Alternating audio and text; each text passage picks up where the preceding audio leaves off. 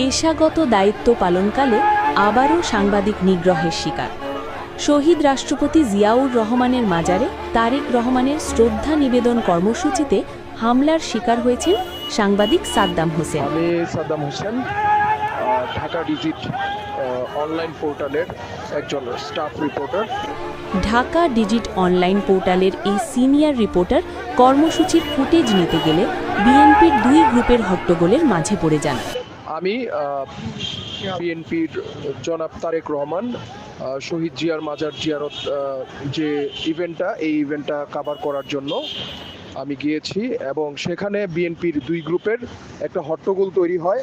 আমি পূর্বে থেকেই সেই ফুটেজগুলো নিচ্ছিলাম।